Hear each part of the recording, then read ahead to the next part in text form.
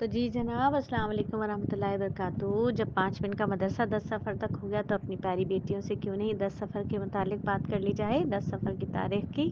تو میری شہزادیوں، سب سے پہلے تو نبی صلی اللہ علیہ وآلہ وسلم کی باتیں سن لو، ٹھیک ہے؟ آپ صلی اللہ علیہ وآلہ وسلم کی باتیں، وہ واقعات، وہ سیرت مبارکہ کے حصے، جس سے ہماری زندگی کو ملے گی تقویت اور زندگی ہو جائے گی کامیاب، کیونکہ نبی صلی اللہ علیہ وآلہ وسلم کی سنت دنیا اور آخرت کی کامیابی ہے۔ حضرت سعد بن ابی وقاص عشرہ مبشرہ کے صحابی ہیں، بیان فرماتے ہیں کہ میں نبی صلی اللہ علیہ وآلہ وسلم کے ساتھ ایک خاتون کے پاس گیا۔ آپ صلی اللہ علیہ وسلم کی خواتین اسلام سے باتیں ہیں نا، تو میں نبی صلی اللہ علیہ وآلہ وسلم کے ساتھ ایک خاتون کے پاس گیا جن کے سامنے گٹھلیاں یا کنکریاں پڑی ہوئی تھیں، وہ ان پر اللہ کی تسبیح پڑھ رہی تھیں۔ آپ نے ان سے فرمایا کیا میں تمہیں اس سے آسان صورت نہ بتلا دوں؟ فرمایا اس سے افضل بات نہ بتا دوں جن میں الفاظ مختصر ہوں اور ثواب بہت زیادہ ہو؟ تو تم پڑھا کرو سبحان اللہ عدد ما خلق فی السماء، میں اللہ کی پاکی بیان کرتی ہوں جس قدر آسمانوں میں اس کی مخلوق ہے۔ سبحان اللہ عدد ما خلق فی الارض، میں اللہ کی پاکی بیان کرتی ہوں جس قدر زمین میں اس کی مخلوق ہے۔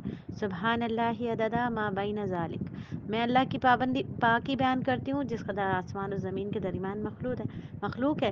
سبحان اللہ عدد ما هو الخالق، میں اللہ کی پاکی بیان کرتی ہوں بقدر اس مخلوق کے جسے اللہ جل شانہ آئندہ پیدا فرمائیں گے۔ اور اللہ اکبر بھی اسی طرح پڑھو، الحمدللہ بھی اسی طرح پڑھو، اور لا الہ الا اللہ بھی اسی طرح پڑھو، اور لا حول ولا قوت الا باللہ بھی اسی طرح پڑھو۔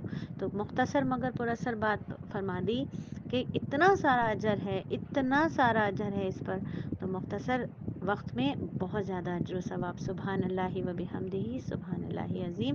اور پیارے بچوں کو سکھا دیجئے اپنے پیارے نبی کی باتیں کہ نبی صلی اللہ علیہ وآلہ وسلم نے ارشاد فرمایا جو شخص ایسی چھت پر رات گزارے جس کے گرد حفاظتی دیوار نہ ہو، بس اللہ تبارک و تعالیٰ کا ذمہ ایسے شخص سے بری ہے۔ تو میرا بیٹا چھت پر سوتے ہوئے ذرا احتیاط کیا کریں، چاروں طرف باؤنڈری وال لگی ہوئی ہو تو آپ وہاں پر سوئیے، ورنہ ایسی کھلی چھت پر سونا ٹھیک نہیں ہے۔ ازواج مطہرات کی زندگی، گھریلو زندگی بڑی مثالی گھریلو زندگی تھی۔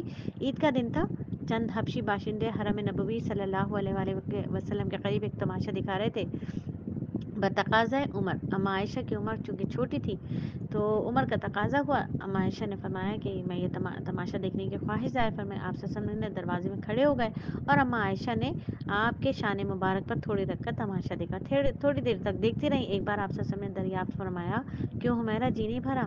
حبیبہ نے بے تکلفی سے انکار کر دیا، نہیں ابھی نہیں بھرا۔ آپ صلی اللہ علیہ وآلہ وسلم یوں ہی کھڑے رہے یہاں تک کہ خود جناب صدیقہ تھک کر ہٹ گئیں۔ ازواج کے ابتدائی زمانے میں تو آستانِ نبوی میں نبی صلی اللہ علیہ وآلہ وسلم کے آستانے میں اما عائشہ صدیقہ کی بہت ہی کم سی سہیلیاں جمع ہو جایا کرتی تھی۔ سرکار دو عالم تشریف لاتے تو وہ بھاگ جاتی، مگر آپ صلی اللہ علیہ وآلہ وسلم ان کو بلا لیا کرتے تھے۔ اتنی خوبصورت ازواجی زندگی تھی ان کی۔ تو میری بیٹیوں اور میرے شہزادوں، اپنی گھریلو زندگی کو بہترین بناؤ، نبی صلی اللہ علیہ وآلہ وسلم کی سیرت سے سجا لو۔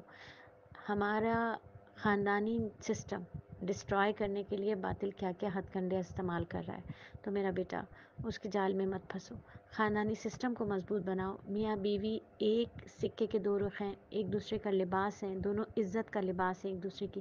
اپنے شوہر کی باتیں اپنے کسی کو نہ بتاؤ، بیڈ روم کی باتیں بیڈ روم سے باہر نہ نکالو، اور باہر کی باتیں بیڈ روم کے اندر نہ لے کے جاؤ، اس سے کیا ہوگا؟ آپ دونوں کے دل خراب ہو جائیں گے۔ تو میری بیٹیوں میرے بیٹوں، اپنے گھروں کو آباد کرو، خوشحالی کے ساتھ، سنت نبوی کے حسن کے ساتھ ان کو آباد رکھو۔ اللہ تعالیٰ آپ سب کو خوش اور آباد رکھے۔